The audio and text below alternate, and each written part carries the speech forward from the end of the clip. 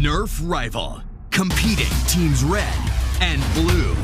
Now Phantom Core joins the battle with the new Spring Action Helios, blasting with accurate, high-impact rival rounds. Welcome to the channel, everybody. My name is Ray, and this is Disarray's Workshop. Today I'm going to be taking a crack at the Nerf Rival Helios Blaster. It's going to be a very cool project, and here we go. Let's get right into it. Now, the first thing you have to do with these Rival Blasters is they have the logos, but they are indented inside the plastic itself. So you need to take a spot putty glaze or any kind of filler and smear it right inside of the grooves. That way later on you can sand it and get a nice smooth even finish that won't show through on the paint. Make sure you get both sides and cover any imperfections that comes with it, either through factory defects or scuffs during shipping. Just a little bit more should do. I know it looks rough, but you want to get good coverage so that when you sand it, it can be completely flush with the existing plastic. So we'll just wait for this to dry and then we'll hit it with some sandpaper. Alright, it's nice and dry, so now I'm going to hit it with some 80 grit sandpaper. That's pretty coarse for this, but it's fine. We're just knocking down the high points on it, and then we're going to go back with an even finer grit sandpaper. I'm going to use this file here to take down the existing warning labels that we don't need on the blaster for the end product. Just using the standard metal file. We'll clean that all up when we scuff the whole thing down with the 400 grit sandpaper.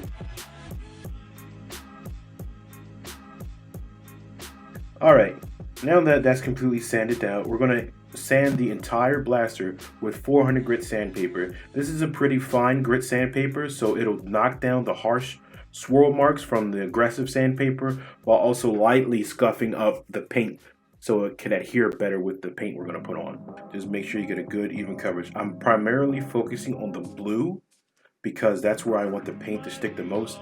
If the paint gets on the black, that's fine, because if it comes off, it'll just reveal black underneath of it.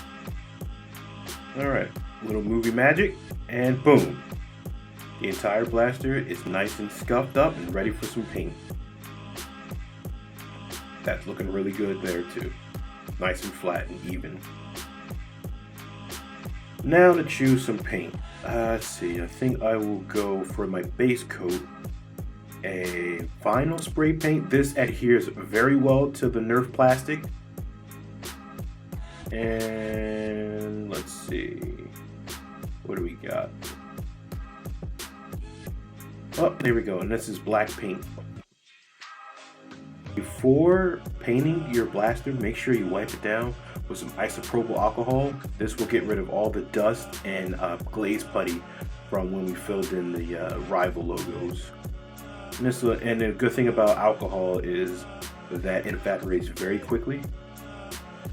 Alright, now to put on our base coat. This is a very thin coat.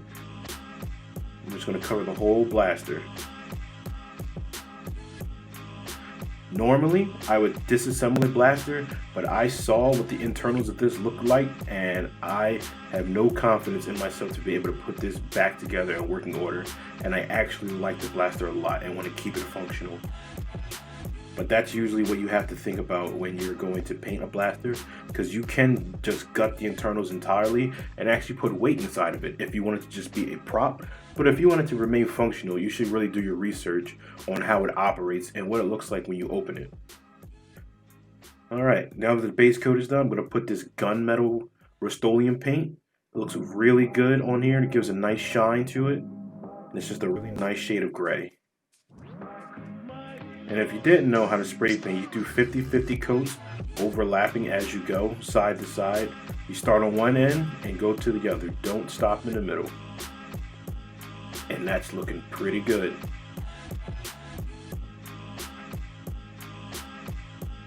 Alright, now the fun part that everyone loves, masking. I use barbecue skewers to get in those really tight to reach crevices. That makes the masking that much easier. Alright, now it's 100% masked on where I want the black to be at. So now it's time to take it back outside and give it a nice coat of black. And same thing when we sprayed the base coat. This is a very nice and even spray paint. Very thin, and it gets so nice. It gives a nice matte finish. I love the matte finishes that it gives.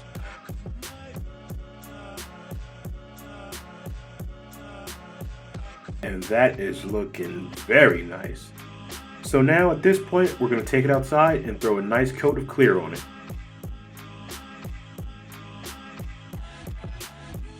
And the clear coat I'm using is a matte clear coat as well, just to knock down any extra gloss that the paint might give it. And this is going to help with the weathering process. Alright, now that it's completely covered and protected, we can add some weathering to it. Right now I'm going to mix up some acrylic paints. And we're going to get them down in all the cracks and crevices. And that's going to set it off, trust me. Just going to mix up my browns, my blacks, and my rust colors. And the cool thing about this is you get it down in those deep crevices, you take the paper towel and you just dab away the excess, and what remains gives it the nice used grimy look.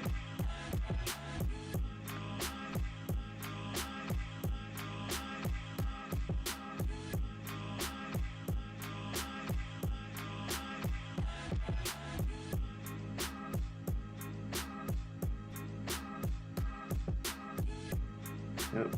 Just get it down in there. Use different types of paint brushes for this application. I'm using a very small one to get way down in the grooves there. And it's going to look really good. I'll zoom in and give you guys a closer look. There, you see how I'm like getting way into the grooves there? You dip it in there with the paint and then you wipe it away, and what remains is a very clean looking dirty finish. I'm going to do this over the entire blaster and show you guys the finished project. And here you have it, guys, my finished project. Didn't take that long, roughly took about I'd say 5 hours to do everything, and that's with dry time and everything. Very nice finish. I'm extremely pleased with this. And there you have it. My step-by-step guide on how I turn a normal Nerf rival blaster into a cool sci-fi gun that can fulfill any cosplayer's desire. Now, if you'd like to see more, leave a like, comment down below, and ring the notification bell so you get updated for my next video. And as always, I have been Ray, and you've been awesome. Bye.